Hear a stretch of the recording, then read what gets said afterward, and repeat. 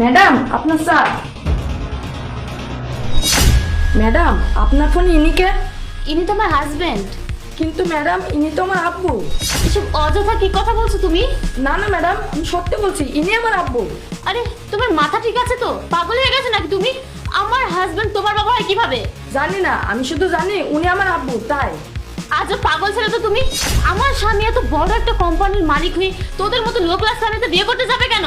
আর এক মিনিট, আমার স্বামী তো আমি ওয়াইফ আছি, তাহলে ও আরেকটা বিয়ে করতে যাবে কেন? বড় লোক দেখেছিস কিনা টুপি পরাতে চলে এসেছিস? কি ম্যাডাম, আপনাদের অফিসের মালিক আমার বাবা? আমার বাবা অফিসের মালিক? আরে আজব তো, তোর বাবা মালিক হতে যাবে কেন? ওটা তো আমার স্বামীর অফিস। আর বিয়ের সময় তো জাহিদ আমাকে কিছু বলেনি। আর আমি যতদূর জানি জাহিদের তো আর কোনো বউ বাচ্চা নেই। আর জাহিদ তো কখনোই আমাকে মিথ্যা বলবে না। ম্যাডাম আমি তো কিছু বলতে পারবো না, সেজন্যই হয়তো মনে হয় বাবা 1 বছর ধরে বাড়িতে যায় না, আমাদের সাথে যোগাযোগই করে না ঠিক মতন। এই জন্য আমাদের বাড়ির অবস্থা এত খারাপ হয়ে যায় যে আমাকে বাধ্য হয়ে আপনাদের এখানে কাজ করতে হয়। আর বড় লোক দেখে থেমে থাকতে পারিস না? লোকে জিব্বা লক লক করে আত্মীয়তা সম্পর্ক করে টাকা নিতে এসেছিস। আচ্ছা আমি মানছি যে এটা তোর বাবা, তুই তাহলে এনার নাম বল, পুরো নামটা বলবি। বল, সার নেমটা কি সেটা বল। কি হলো, চুপ করে আছিস কেন বল? ম্যাডাম ওনার নাম জাহিদ, আমার বাবা, আর আমি ওনার ছেলে নীরব। কিন্তু ম্যাডাম আমি বুঝতে পারছি না এসব কি হচ্ছে। বাবা আমার আম্মুকে ঠকিয়ে এখানে এসে আবার বিয়ে করেছে। আচ্ছা একটা কাজ করো, তুমি ভিতরে যাও। আমি একটা জিনিস কিছুতেই বুঝতে পারছি না, এই ছেলেটা এত কিছু বলছে কিভাবে? সবটাই কি বানিয়ে বানিয়ে মিথ্যা বলছে? না না, সবটা মিথ্যা এত জোর দিয়ে বলছে কিভাবে? আজকে সবকিছু বের করতেই হবে। যদি এই ছেলেটা সবকিছু সত্য বলেছে, তাহলে আমি আজকেই জাহিদকে ছেড়ে মায়ের বাড়ি চলে যাব। এখন শুধু জাহিদের আসার অপেক্ষা।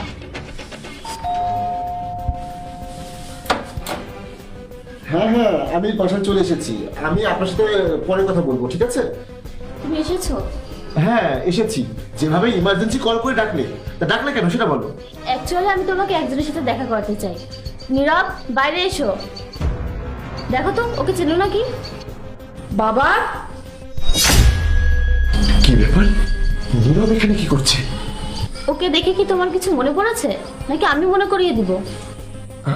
আসলে আমি তোমাকে বলতে যাচ্ছিলাম। তুমি আমাকে কি বলতে যাচ্ছিলে? হ্যাঁ, আর তুমি আমাকে কি বা বলবে?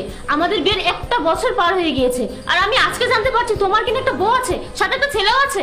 তুমি আমাকে কেন ঠকিয়েছো? আর আমাকে ঠকানোর অধিকার কে দিয়েছে তোমাকে? এখানে এই ছেলেটা 6 মাস ধরে চাকরি করে।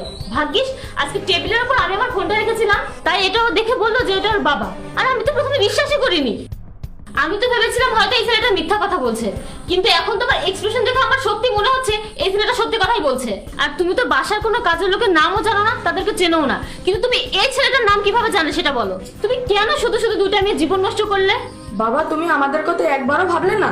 আমরা কত কষ্টে আছি জানো? আমার এই বয়সে লেখাপড়া করার কথা, কিন্তু টাকার অভাবে পড়ালেখা না করতে পেরে এখন বাসার কাজের ছেলে হয়েছি। আমার তো এখন এসব করার বয়স না, আমার তো এখন পড়ালেখা করার বয়স। আর আমার কথা নয় বাদই দিলাম, তুমি একবার আম্মুর কথা ভাবলে না? এসব জানতে পারলে আম্মুর কি হবে, আম্মু কতটা ভেঙে পড়বে। আই এম সরি বাবু। দেখো জাহিদ, আমি তোমাকে অন্ধের মতো বিশ্বাস করতাম। আমি কখনোই ভাবিনি আমার বিশ্বাসের প্রতিদান তুমি এইভাবে দিবে। তুমি শুধু শুধু 2টা জীবন নষ্ট করে দিলে, সাথে সাথে এই বাচ্চাটারও। আমি তোমার সাথে আর 1 মিনিটও থাকতে পারবো না। আর তুমি তো আমার বিশ্বাসটাকে দুমড়ে মুচড়ে দিয়েছো।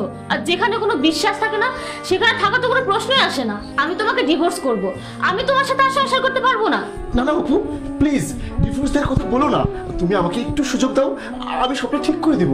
সবটা কি ঠিক করবে? হ্যাঁ, আমি চাই না যে আমার জন্য এই বাচ্চাটা তার বাবার থেকে দূরে সরে যাক। আমি যদি আগে জানতাম যে তুমি অন্য কারোর স্বামী, তাহলে আমি কারোর সংসার থেকে তোমাকে কখনোই বিয়ে করতাম না। প্লিজ অপু, আমাকে সবটা বোঝানোর জন্য একটা সুযোগ দাও। কি বোঝাবে তুমি? হ্যাঁ, আমি সবটা বুঝে গেছি আর সবটা শুনেও নিয়েছি। প্লিজ অপু, তুমি আমাকে একটু সময় দাও, আমি সবটা ঠিক করে দিব। কি ঠিক করবে তুমি? তোমার হাতের কোনো কিছুই নেই, তুমি সবকিছু এলোমেলো করে দিয়েছো। তুমি 2টা মেয়ের জীবন নষ্ট করে দিয়েছো।